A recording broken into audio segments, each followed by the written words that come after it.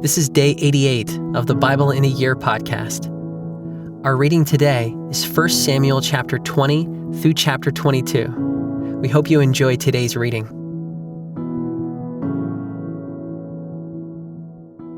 Then David fled from Naioth in Ramah and came and said before Jonathan, "What have I done? What is my guilt?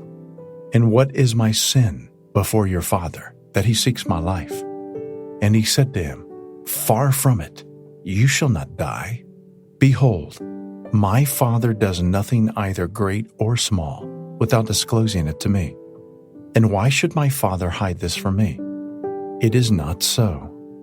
But David vowed again, saying, "Your father knows well that I have found favor in your eyes." And he thinks, "Do not let Jonathan know this, lest he be grieved. But truly, as the Lord lives, and as your soul lives, there is but a step between me and death." Then Jonathan said to David, "Whatever you say, I will do for you."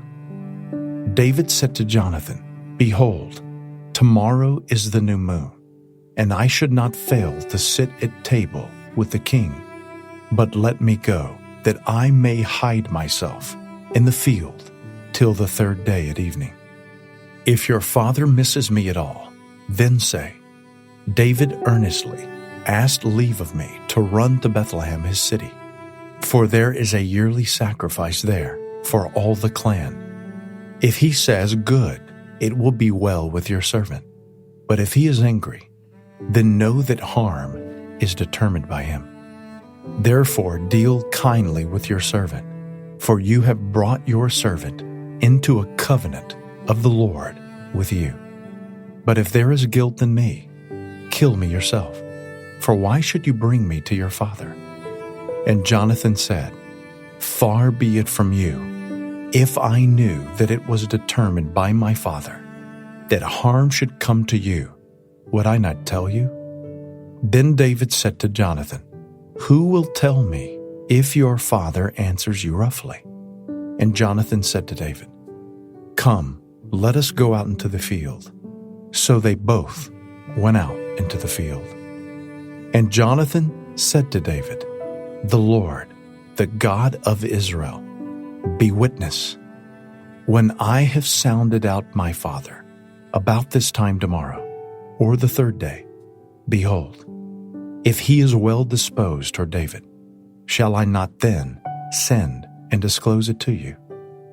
But should it please my father to do you harm, the Lord do so to Jonathan, and more also, if I do not disclose it to you and send you away, that you may go in safety. May the Lord be with you, as he has been with my father.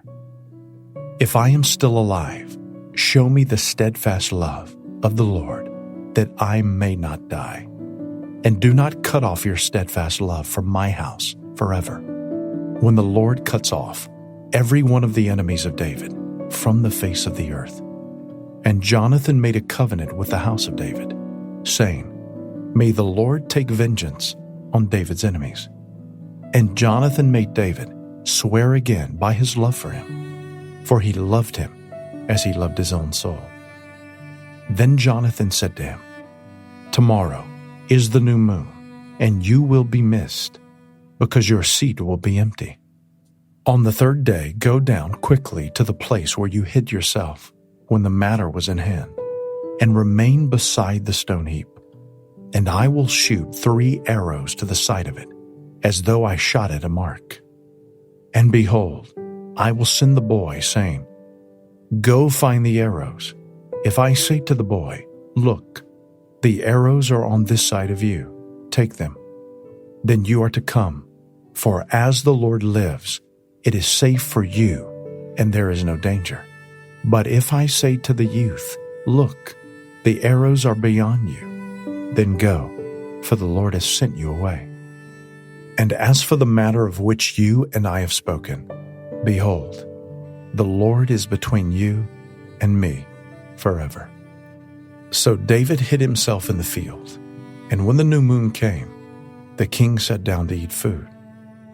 The king sat on his seat, as at other times, on the seat by the wall. Jonathan sat opposite, and Abner sat by Saul's side, but David's place was empty. Yet Saul did not say anything that day, for he thought, "Something has happened to him. He is not clean. Surely he is not clean." But on the second day, the day after the new moon, David's place was empty. And Saul said to Jonathan his son, "Why has not the son of Jesse come to the meal, either yesterday or today?" Jonathan answered Saul, "David earnestly asked leave of me to go to Bethlehem. He said, 'Let me go, for our clan holds a sacrifice in the city, and my brother has commanded me to be there. So now, if I have found favor in your eyes, let me get away and see my brothers.' For this reason, he has not come to the king's table." Then Saul's anger was kindled against Jonathan, and he said to him, "You son of a perverse, rebellious woman, do I not know that you have chosen the son of Jesse, to your own shame, and to the shame of your mother's nakedness? For as long as the son of Jesse lives on the earth, neither you nor your kingdom shall be established. Therefore, send and bring him to me, for he shall surely die." Then Jonathan answered Saul, his father, "Why should he be put to death? What has he done?" But Saul hurled his spear at him to strike him. So Jonathan knew that his father was determined to put David to death.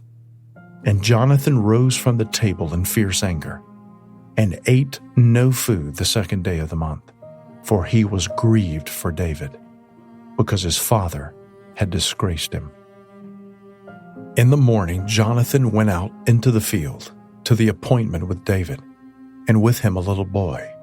And he said to his boy, "Run and find the arrows that I shoot." As the boy ran, he shot an arrow beyond him. And when the boy came to the place of the arrow that Jonathan had shot, Jonathan called after the boy and said, "Is not the arrow beyond you?"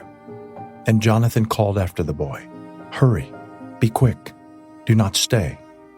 So Jonathan's boy gathered up the arrows and came to his master. But the boy knew nothing. Only Jonathan and David knew the matter. And Jonathan gave his weapons to his boy and said to him, "Go and carry them to the city." And as soon as the boy had gone, David rose from beside the stone heap and fell on his face to the ground and bowed 3 times. And they kissed one another and wept with one another, David weeping the most. Then Jonathan said to David, "Go in peace, because we have sworn, both of us, in the name of the Lord, saying, 'The Lord shall be between me and you, and between my offspring and your offspring forever.' And he rose and departed, and Jonathan went into the city. Then David came to Nob, to Ahimelech the priest. And Ahimelech came to meet David, trembling, and said to him, 'Why are you alone and no one with you?'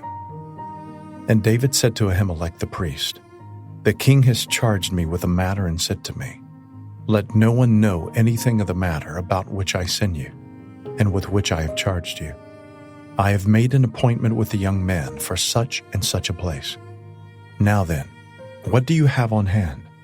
Give me 5 loaves of bread, or whatever is here.'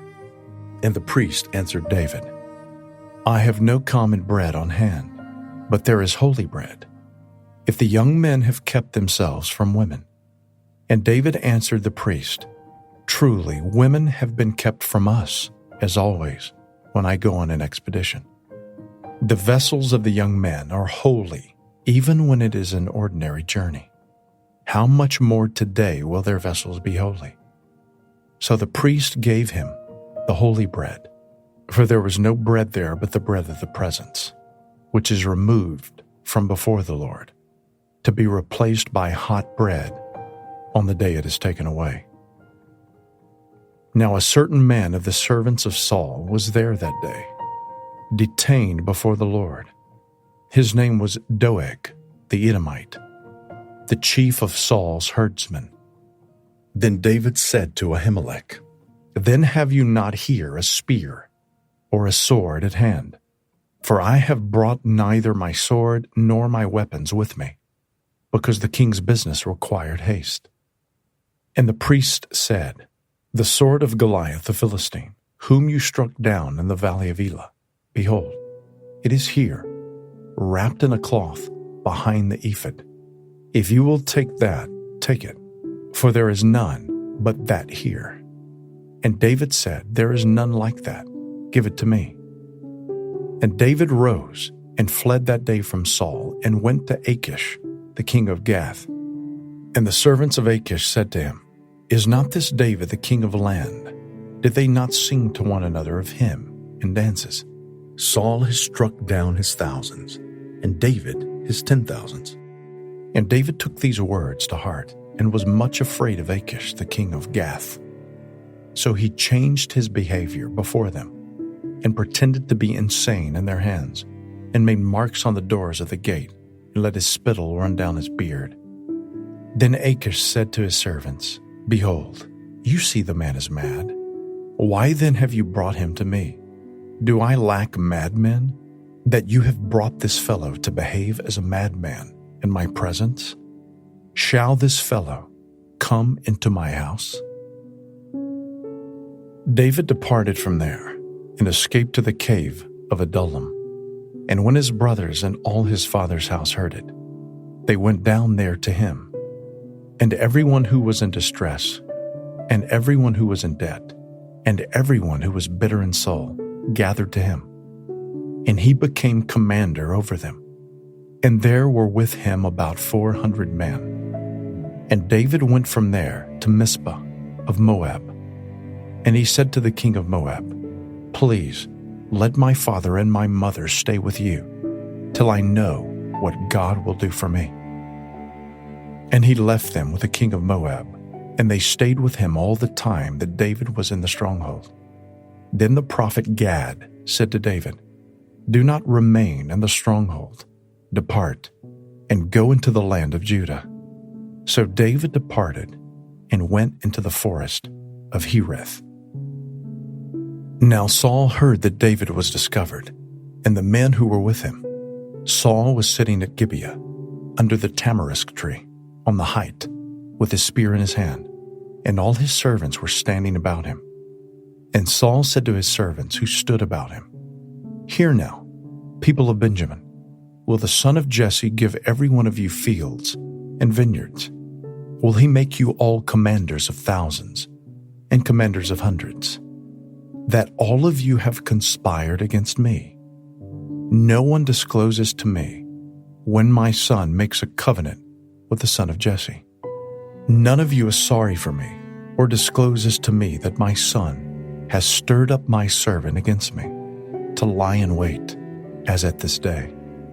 Then answered Doeg the Edomite, who stood by the servants of Saul, I saw the son of Jesse coming to Nob, to Ahimelech the son of Ahitub, and he inquired of the Lord for him, and gave him provisions, and gave him the sword of Goliath, the Philistine. Then the king sent to summon Ahimelech the priest, the son of Ahitub, and all his father's house, the priests who were at Nob, and all of them came to the king. And Saul said, Hear now, son of Ahitub. And he answered, Here I am, my lord. And Saul said to him, Why have you conspired against me, you and the son of Jesse, in that you have given him bread and a sword, and have inquired of God for him, so that he is arisen against me, to lie in wait, as at this day? Then Ahimelech answered the king, And who among all your servants is so faithful as David, who is the king's son-in-law, and captain over your bodyguard, and honored in your house? Is today the first time that I have inquired of God for him? No, let not the king impute anything to his servant, or to all the house of my father. For your servant has known nothing of all this, much or little. And the king said, You shall surely die, Ahimelech, you and all your father's house. And the king said to the guard who stood about him, Turn and kill the priests of the Lord, because their hand also is with David. and they knew that he fled and did not disclose it to me.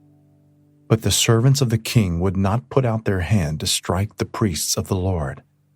Then the king said to Doeg, "You turn and strike the priests." And Doeg the Edomite turned and struck down the priests. And he killed on that day 85 persons who wore the linen ephod. And Nob, the city of the priests, he put to the sword, both man and woman, child and infant, ox, donkey, and sheep, he put to the sword. But one of the sons of Ahimelech, the son of Ahitub, named Abiathar, escaped and fled after David. And Abiathar told David that Saul had killed the priests of the Lord. And David said to Abiathar, "I knew on that day, when Doeg the Edomite was there, that he would surely tell Saul, 'I have occasioned the death of all the persons of your father's house. Stay with me, do not be afraid, for he who seeks my life seeks your life. With me you shall be in safekeeping.'"